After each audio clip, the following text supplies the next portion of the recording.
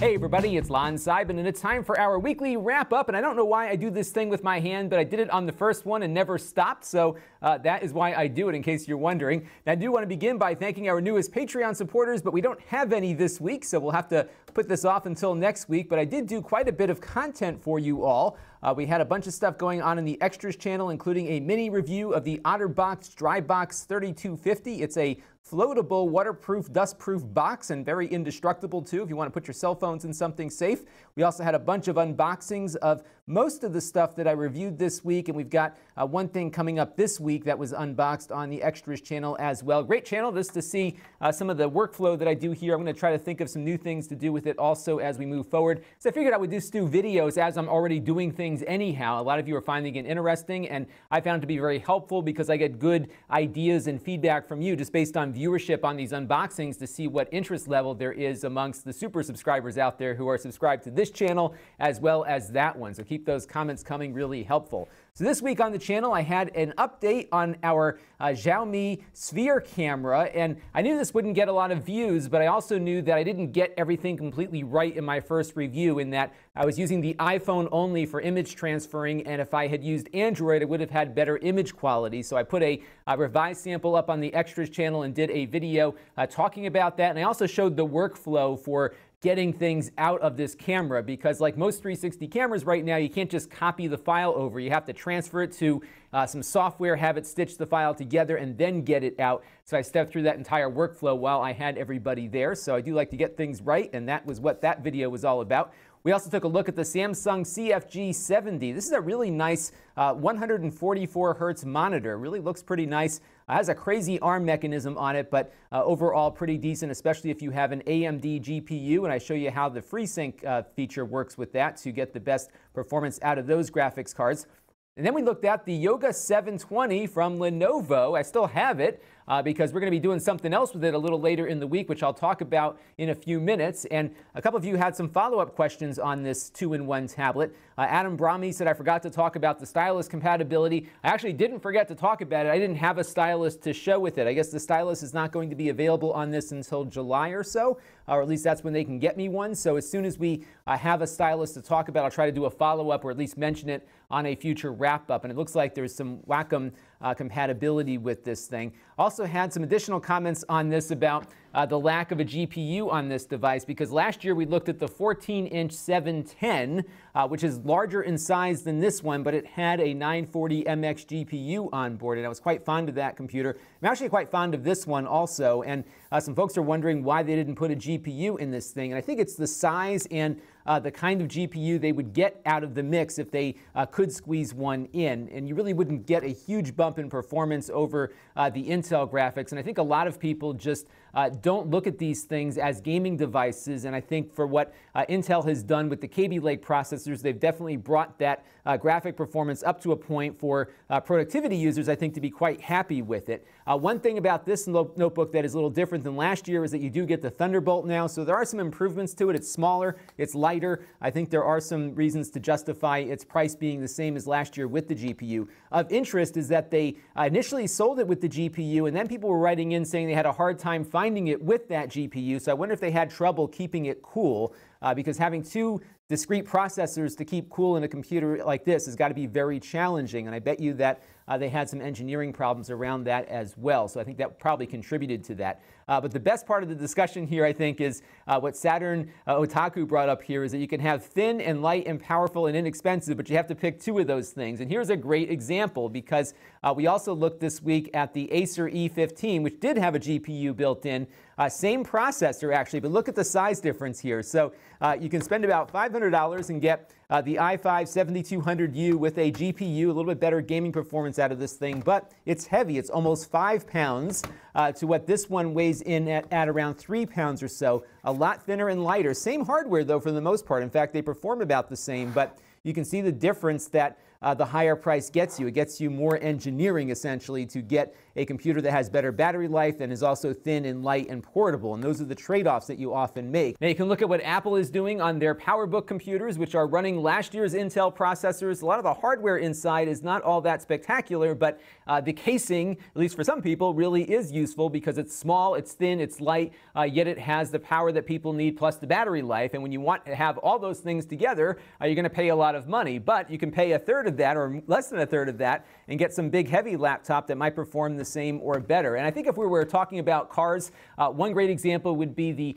Corvette and the Camaro from Chevrolet. You can buy a inexpensive, relatively speaking, Camaro and get comparable, maybe not the same performance, but pretty close to the performance you get out of a Corvette off the line. And there's a difference in price, though, between those two cars because one, the Corvette, is a lot fancier looking than the Camaro is. But if you're just looking for power, you can buy it for not a lot of money. And the same now holds true with computers as well. So we'll keep an eye on what else is coming out. I'd love to get some feedback from all of you on inexpensive laptops that I should look at next. So far, the Acer here has the crown for the most inexpensive gaming-capable laptop we have tested so far this year. So do let me know what else you find out there. And now it's time for a couple of things that are on my mind. And this is week 10 as a full-time content creator. And this is the week I'm going to start actively looking for somebody to help me out here in the studio. I've been talking about this for a very long time, even before I went full-time with it. But now I've identified the things that I am doing that I don't think are a good use of my time that I can put onto an employee to do and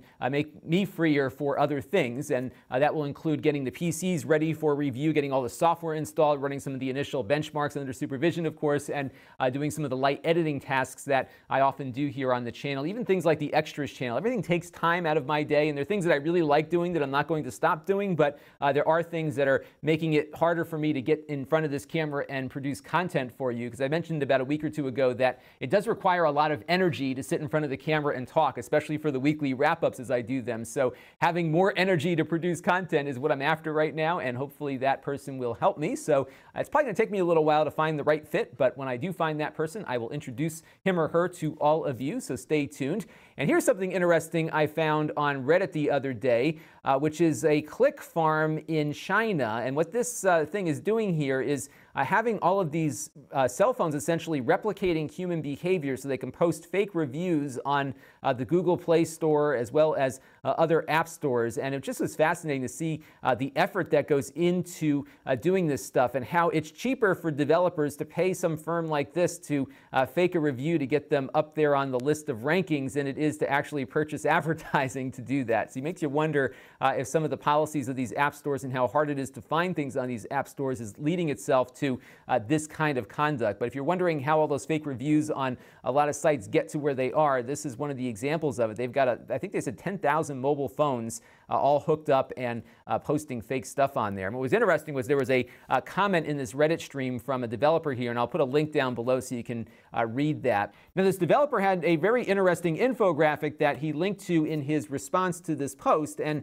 he put together a count of all of the console releases. These are the TV-based consoles since the beginning of time, up until about April of 2014 when he created this infographic. So there were 13,477 games released essentially from the beginning of time until about April of 2014, over that 38-year period. However, in that same month, the iOS platform had 13,000 games released on it in just 1 month, and they had a total at this point in time, there's probably far more now, of 138,467 games. Because it's very easy to publish a game on one of these platforms because no one is curating this stuff. If you meet whatever the basic app requirements are, your game could be total crap. They don't judge whether it's crap or not. They just let you put it up there and let the buyers decide, essentially. But if you have a good game, it's so hard to get surfaced because the discoverability, as he mentions in his post, is so bad on these platforms, and it's bad on purpose, as he posits, because they actually make a lot of money advertising to the people that are browsing these platforms, because every iPhone owner is on that app store looking for apps, and if you can make money advertising to those millions and millions of people that are on there at any given point in the day, you're going to do that and make it harder for things to get organically bubbled up to the surface. So that's why people are going to these click farms. It's a lot easier and cheaper to do that versus paying Apple for it. It's kind kind of a game of cat and mouse, because if they catch you using a link farm, they will, of course, penalize you for that. But this gives you an idea as to what the problem is. There's just a lot of stuff out there that's really hard to bubble up to the surface. And there's a big ransomware issue going on right now with the new Wannacry malware worm that is spreading around the web. And this one has been very aggressive, partly because it takes advantage of a hole in Microsoft Windows that was patched recently, but not enough people have apparently patched their computers, or they're running with Windows XP or something outdated and getting hit with this virus. Now, it spreads the usual ways through emails coming in, the usual social engineering going on. But once it gets into your network, it starts looking for other vulnerable computers on the local network, infects them through this vulnerability, and then encrypts any files that it can get access to over the network as well. And then, of course, keeps spreading through address books and emails going out. So it's a pretty aggressive little strain here, and it's really causing some issues around the world. There was a developer, as you may have read, who found that the virus had a kill switch and that it was looking for some weird domain name that wasn't registered. So this developer registered the domain name, put a website up there, and apparently all it was looking for was to see if there was a website at that address and it would stop spreading. But nevertheless, it's probably still getting around because if it does get on your computer, even after the spreading portion of its attack stopped, you're still going to get it. So be on the lookout. I did check the blockchain.org website for the Bitcoin addresses. There are apparently 3 different Bitcoin addresses being used by this virus. Surprisingly, as widespread as it is, only $38,000 in Bitcoin has been transferred to those Bitcoin accounts so far as of this morning. So it looks like a lot of folks are really just dealing with a disruption that may be restoring from a backup or something. But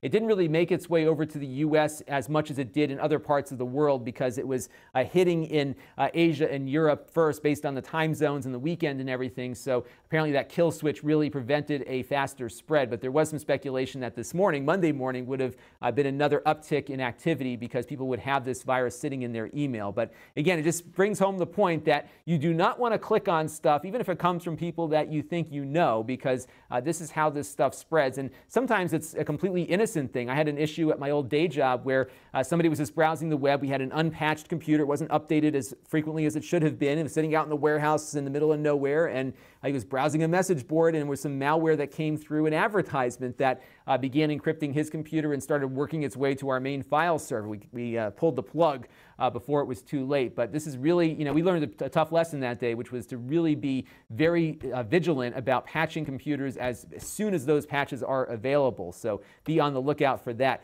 If you want to see how the virus works, the Dan Oct1 channel has a demo of it in action, a pretty simple execution actually, and he was very careful to keep his virtual machine off of his network when it went through. Now, over the weekend, Microsoft put up a very interesting blog post by their chief legal officer and president, Brad Smith, about some of the government actions that led to this virus getting out. So basically, this exploit that is being used to spread this virus to Windows computers is one that the National Security Agency apparently had and knew about for a long period of time, longer than Microsoft knew about it, which is why it's spreading so fast, because the update to patch this vulnerability was only out in March, and a lot of people haven't updated their systems yet, especially people running Windows 7 or even Windows XP who just ignored those updates, or in the case of XP, they're not getting updates anymore, although apparently Microsoft made an exception in this case. And of interest was this line here, the last sentence: "We need governments to consider the damage to civilians that comes from hoarding these vulnerabilities and these use of exploits." And this has been a fear for a long time,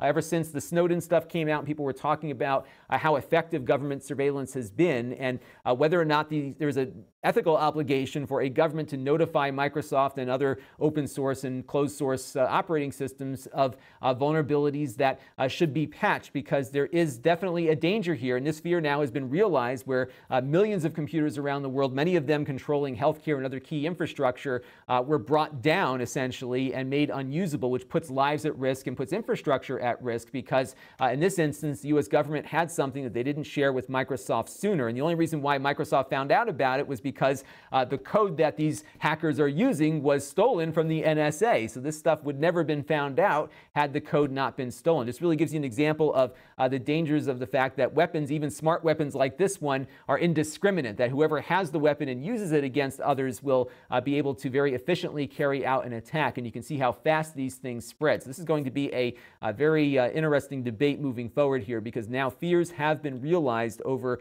how we use our cyber weapons. And we talked in recent weeks about companies either on purpose or inadvertently collecting user data, and now it's HP's turn. Apparently they had an audio driver on about 20 or so different business laptops that became a keylogger because somebody at the factory level, whether them or their contractor that develops the driver, left it in debug mode, and it has just been recording in the clear text about every key that a user types into that computer. And this is a big problem. I guess they're going to be patching this very shortly. You can see in the article I linked down below if your laptop is affected by it. It's not all of the HP PCs, but it's a number of their business laptops, I believe. And I want to thank John, Neutral City, for pointing me towards this issue. And it's definitely something you'll want to look at if you have an HP laptop. There's no indication that this has been exploited yet, but now that it's known, I am sure there will be groups working to exploit it. So if you see a patch coming down from HP on your laptop, install it immediately to turn off this keylogger that apparently has been running on your computer for a while. So that's another thing to be scared about these days.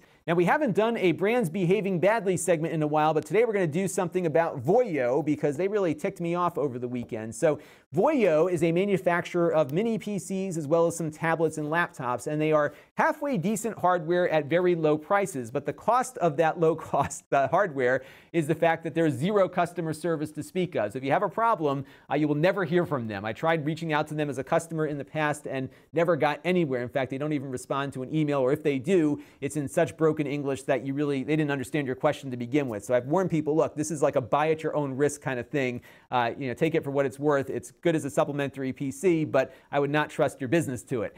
So you know what? It's what it is. But the hardware, when it works, is actually halfway decent. And they reached out to me after my most recent Voyo review, asking if I wanted to, quote unquote, cooperate with them. And that's the word a lot of these companies use when they want to send things to the channel in exchange for positive outcomes in the review, which I don't do. And I give brands pretty much the same disclaimer I give all of you to say, look, you can send something to the channel. I can't guarantee that I'll review it, number one, and I can't guarantee that it's going to be a positive review, and you're not going to be able to see the video before it's posted. And many times they go away after that, as was the case here with Voyo. They never responded, but they had indicated they liked my video that I had done on the VMac, and they said, oh, we put it up on our Facebook page. And I thought maybe they linked to it like everyone else should do, except no, they downloaded my video and re-uploaded it to Facebook, which is a big no-no because it's stealing my content and taking views away from the channel. So I asked them nicely to take the video down. They said they would do so, and then I never heard from them again. And then over the weekend, I got an email from somebody who pointed me at their AliExpress listing for that VMac mini PC. And what do you know? In the listing is my video chopped up with all the negative stuff taken out and all the positives remaining with a Chinese subtitle running underneath it. Without my permission, they never asked me if they could do this. I would have said no, but yet here it is hawking their product essentially. And anyone watching this is going to assume perhaps that I'm a spokesperson for the company and endorsing their product. I do not endorse these products. In fact, I've said to people in these videos, which they cut out of the one that they posted, that you're buying this product at your own risk. It'll work for as long as it works for, but when it's done, you're on your own. And this really infuriated me. I did email them. I threatened litigation. I have some contacts in China that could help me with that. That suddenly got the wheels turning and they took the video down. However, last night I was browsing to make sure that they did it. The video was down off of one of their listings, but this listing still had it. They just took this one down a little while ago. So I think we're back on track with them. I don't even know what to think about this. I think the company is so small. I don't think they realized that this was a bad thing to do, to be honest with you, based on what they wrote back to me and based on the fact that they can't respond to anybody. I think they've got one guy that manages the email account there, and that's it. In China, it is very easy to build up a brand with these big contract manufacturers, which I think is what they're doing. So I've seen some PCs from B-Link that look very similar in the casing and the overall hardware layout to what I've seen here. So a lot of times they buy generic hardware, get the price down as low as they can by not having any staff, and selling a lot of it on the international market. And stuff is reliable enough now because everything's a system on a chip that you can get away with this kind of thing. But this really pissed me off. But I have a conundrum now because I do want to continue reviewing their products, mainly because this is a selfish reason that I get a lot of traffic from them here on the channel, which leads to channel growth, subscriber growth, and all the things that come with that. I think I've certainly let everyone know my thoughts on the company in the reviews recently that I've done where I said buy it at your own risk, but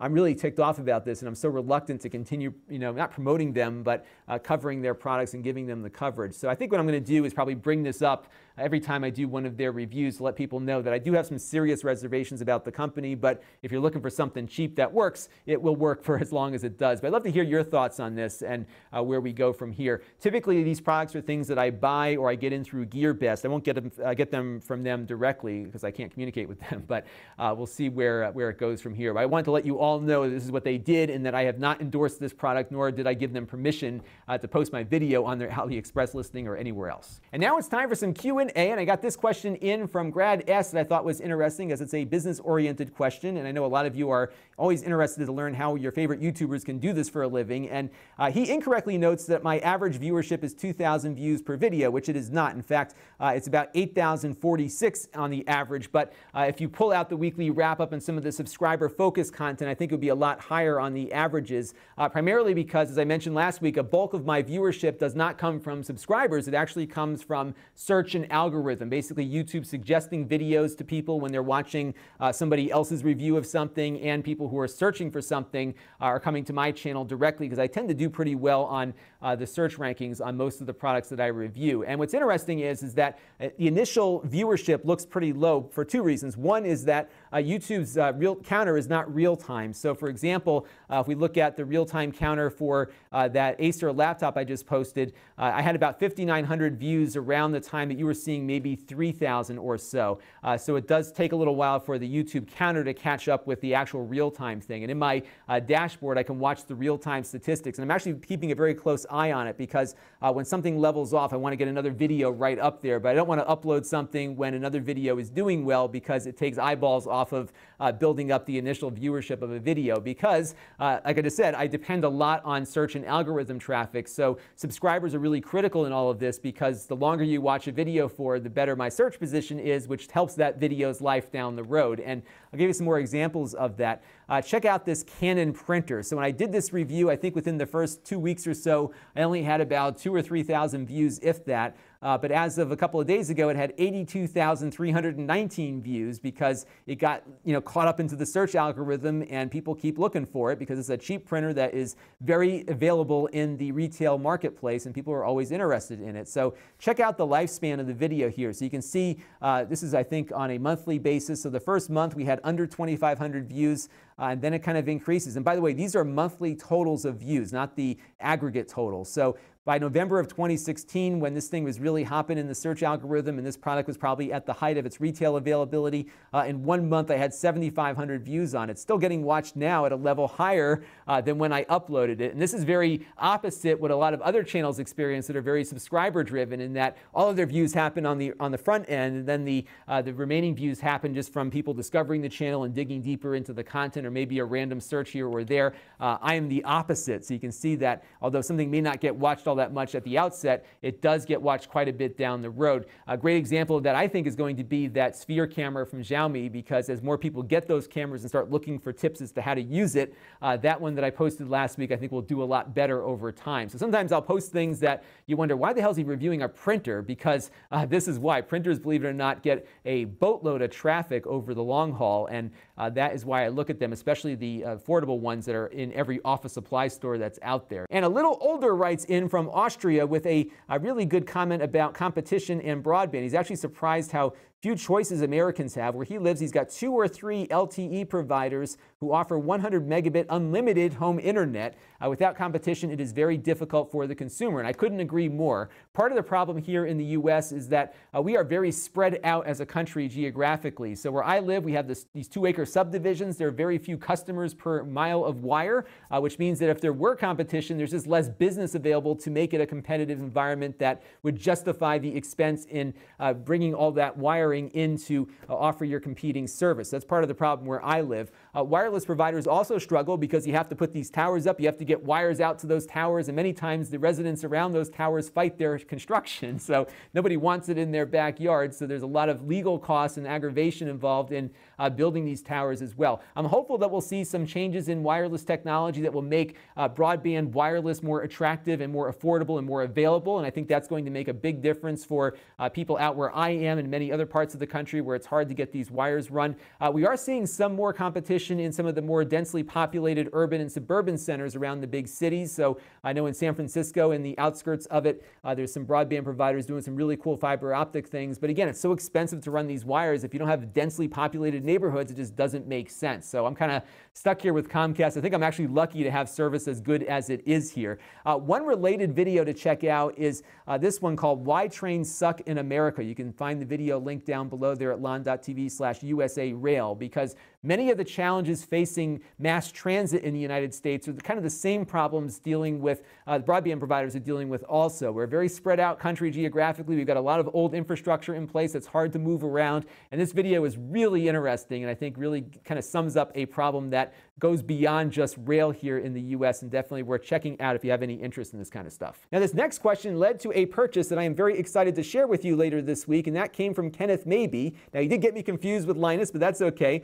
But he wanted to know if I could do an episode on external GPUs. He says he's got a pretty good laptop with 512 megabytes of integrated graphics, but he wants an eGPU to improve his graphics performance, and he wants to hook it up via HDMI out. Unfortunately, that's not how an eGPU works. You have to have a Thunderbolt connector on your laptop really to make this thing a worthwhile endeavor. And one of the things that I've been researching was whether or not there would be an enclosure that I could get to do such a thing. And I had been researching back in December to see if something was available, and now there is, just after I checked after I got that question, and it's less than $300 too. This is called the Akidio Node, and what it is a little case with a PCI Express slot inside of it that can support a GPU, and we're going to play with this and see how it works. So basically what we're going to do is take a PNY 1070 that we had from our i3 build over the winter, and we're going to put that in the case, connect it up via Thunderbolt to this Yoga 720, which has the Thunderbolt connector, and we'll see how well the games perform with this thing. So basically the CPU will be inside the laptop, and the GPU will be communicating via that Thunderbolt connection back and forth, and we'll see what kind of performance we get versus actually having a desktop configuration of that same GPU. So it'll be a fun experiment here to see how all of it works, and I was really pleased to see that the case here isn't all that expensive. It's less than $300. You still have to add the GPU on top of that, but if you are really crunched for space and don't want to have a huge desktop computer, you can put the GPU in there, get a small laptop like this, and we'll see how all of it works. I'm going to test it with this Yoga 720. I also have a Mac that we'll test it with, so we'll see if we can get my wife's MacBook 13, which has the integrated graphics and the Thunderbolt port. We'll see if that one will work with it, and then we'll also take a look at maybe an older Mac running with Thunderbolt 1 to see if it even works with that, just for the heck of it, and then a few other things too. So I'll probably live stream this as I get it in and start playing with it. It's one of those great live streamable kind of things. I'm not sure when I'll do it. It should be here tomorrow, but I have a meeting in the afternoon that might knock out most of my afternoon actually, so I may not be able to get to it until Wednesday. But set your notifications, and when I go live with it, you'll see it, and then I'll do, of course, a condensed review video of how it's working that will also get uploaded later this week. So that's one of my top priorities now. I'm really glad that I got this question because I didn't know this thing was out, and I didn't know it was relatively affordable also. So be on the lookout. If you want to get one yourself, you can go to Lon.TV/NodeGPU. And I'd love to hear from some of you about your external GPU questions or things that you've done with them. So let's have a discussion about eGPUs. It's something we haven't experienced here on the channel at all, and I'm going to be kind of wading my way through this adventure for the first time. So I'd love to hear any advice you all might have or some questions you want answered. So leave those down below for me, and we'll try to answer those as we move about the evaluation here. So the channel of the week this week is 360 Rumors. I brought them up in my review of that, or the follow-up to that review of that Xiaomi camera. He's got a great site where he's covering a lot of these consumer 360 cameras. He's getting a lot of the affordable ones in and doing pretty extensive reviews and follow-ups and comparisons. So really nice to find a channel very focused on affordable gear like this, and definitely an underappreciated channel with only 558 subscribers, but hopefully we can give him a few more really good stuff. He's doing some crazy stuff like underwater tests and everything else. So definitely check out 360 Rumors this week. So what's coming up this week on the channel? Well, we got that eGPU. I also got in this $20 phone from Walmart that I unboxed on the Extras channel, and I was eager to see if this might work as a tablet. There was a post on Liliputing where they bought one of these and were writing about their experience with it, so I figured I would buy one too and give it a shot and see how it works. And I'll be doing a full review of this one a little later this week, and it does work without getting activated. So for 20 bucks, you actually get a pretty functional Android device with just a little bit of storage on board. So there are some gotchas with it, but it's 20 bucks, so you shouldn't complain too much about it, and we'll talk talk more about that later on in the week. Have some other stuff coming up too. I got a tablet coming in, hopefully you all might be interested in, and a few other things. So we'll see what we get to this week, but very excited with that eGPUs. We'll be spending some time on that. If you want to help the channel, you can go to Lon.TV/Patreon and make a monthly contribution to the channel. We also have my tip jar set up at Lon.TV. And if you are international or don't like those two options, Venmo is another option. Lon at Lon.TV will find me on there. And we have our Plex thing still ongoing, where if you sign up for a free Plex account, you will get an account to their great service, and we get a small commission. And you can also gift the gift of a Plex pass to somebody at Lon.TV/PlexGift if you want to give them more features than they're using now with their free account. If you want to engage with the channel, of course, we got the Extras channel at Lon.TV/Extras, Lon.TV/email for my monthly email, Lon.TV/Facebook for the Facebook page where I post all sorts of fun stuff throughout the week, and my store at Lon.TV/Store where I sell the things that I buy to review on the channel. And we have the Acer up there right now at a cost less than you can get it new, because it is kind of used, but not too heavily used. If you're looking for a good deal, always check out the store. And our live streams will be archived at Lon.TV/livestreams. You can see some of my prior ones and how those work. So there always will be up there for you. They're not sent out to the subscriber feed, though. I don't want to junk up people's feeds, but I keep them all as unlisted videos in that playlist there, so you can check them out over there. And that's going to do it for this week's weekly wrap-up. I want to thank you all for your continued support of the channel. We are chugging away here, making progress, and I'm quite pleased that everything is continuing to grow, and I'm still excited to wake up every day and keep producing content. So that'll do it for now. We'll see you next week. Actually, we'll see you probably tomorrow or Wednesday with some eGPU stuff, as well as some other reviews as well. This is Lon.TV. Thanks for watching. This channel is brought to you by my Patreon supporters, including gold level supporters Mark Bollinger, Brian Miller, Mr. Morse, and Cody Falk. If you want to help the channel, you can by contributing as little as $1 a month.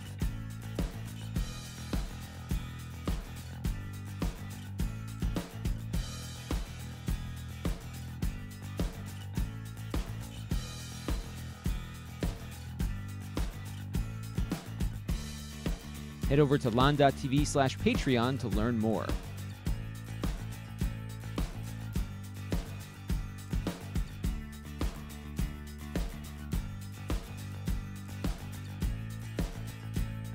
And don't forget to subscribe. Visit Lon.TV/S.